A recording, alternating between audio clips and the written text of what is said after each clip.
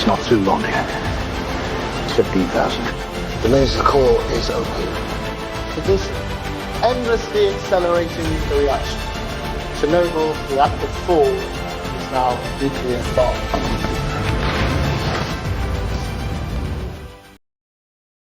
Chernobyl का असर भयानक था। जो डायरेक्ट धमाका हुआ उसके वजह से ही करीब 31 लोग मर गए, लेकिन लॉन्ग टर्म में रेडिएशन से होने वाले कैंसर और दूसरी बीमारियों से मरने वालों की संख्या हजारों में थी या शायद लाखों में थी। बेलारूस, यूक्रेन और रशिया सबसे ज्यादा प्रभावित हुए और आज यूक्रेन के चेरनोबिल पावर प्लांट से निकले हुए रेडिएशन का कुछ अंश दुनिया के हर इंसान के अंदर है। ये थी इस त्रासदी का स्केल। रिएक्टर से निकले रेडियो एक्टिव क्लाउड यूरोप के बड़े हिस्से में फैल गया। जमीन, पानी, फसल, जानवर सब कुछ कंटेमिनेट हो गए।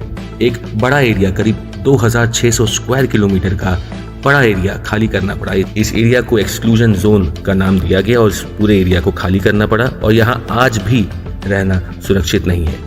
इस जोन में नेचर ने थोड़े अजीब तरीके से कमबैक किया है, लेकिन रेडिएशन का खतरा अभी भी वहाँ पे है। वहाँ पे जो जानवर हैं उन्होंने खुद में बदलाव किए हैं, उनके अंदर जेनेटिक म्यूटेशन हुआ है, रेडिएशन की वजह से उनके अंदर हल्के फुल्के बदलाव आए हैं। तो नेचर ने तो खुद को अडेप्ट कर लिया, लेकिन हम इंसानों के लिए अभी भी वहाँ पे वापस जाना और वहाँ पे रहना खतरे से खाली नहीं है, क्योंकि रेडिएशन का लेवल अभी भी वहाँ पे हमारे रहने के हिसाब से बहुत ज़्यादा है, खतरनाक है। उसके अलावा क्लीन अप, लोगों को रिलोकेट करना, क्लीन अप ऑपरेशन चलाना, हेल्थ केयर, खेती, इंडस्ट्री, इससे जो नुकसान हुआ उसकी वजह से सोवियत यूनियन की इकोनॉमी पे अरबों डॉलर का बोझ पड़ा। रिएक्टर को कवर करने के लिए पहले एक कंक्रीट का सर्कोफेगस बनाया गया, एक बड़ा सा कवर बनाया गया जिससे पूरे रिएक्टर को ढक दिया जाए। कंक्रीट का एक कवर बनाया गया, उससे उस रिएक्टर को ढका गया ताकि उसका रेडिएशन उस कवर के नीचे ही दबा रहे, बल्कि बाहर ना निकले। हाल फिलहाल में वो सर्कोफेगस अब कमजोर पड़ने लग गया था, इसलिए एक नया विशाल न्यू सेफ कन्फाइनमेंट स्ट्रक्चर बनाया गया जो अगले 100 साल तक साइट को सिक्योर रखेगा, लेकिन इस स्ट्रक्चर को बनाने का खर्चा भी बहुत ज़्यादा था। चेरनोबिल डिजास्टर सिर्फ एक एक्सीडेंट नहीं था, ये कई चीज़ों का नतीजा था। सबसे पहला, आरबीएम के रिएक्टर्स इनहेरेंटली अनसेफ थे, खासकर कम पावर पे। सोवियत यूनियन में इस डिज़ाइन के खतरों को नज़रअंदाज किया गया। इसके अलावा ऑपरेटर्स ने सेफ्टी प्रोटोकॉल्स तोड़े, टेस्ट को अनसेफ तरीके से किया। ट्रेनिंग की कमी भी एक वजह मानी जाती है इस त्रासदी की। सेफ्टी को उतनी अहमियत नहीं दी गई जितनी देनी चाहिए थी। प्रोडक्शन टारगेट्स को ज़्यादा इंपॉर्टेंट समझा गया।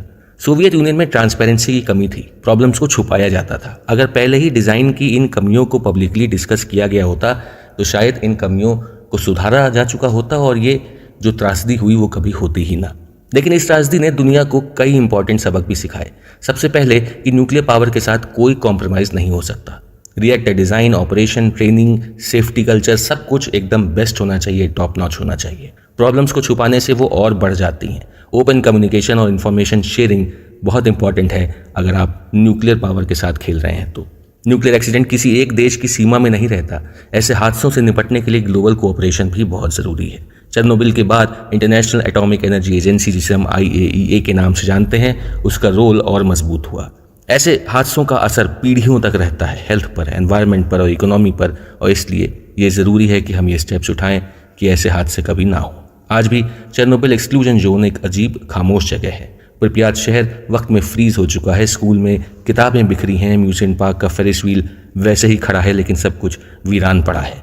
ये जगह एक याद है इंसानी गलती की, टेक्नोलॉजी के खतरों की और उन अनजान हीरोज़ की जिन्होंने और बड़ी तबाही को होने से रोका।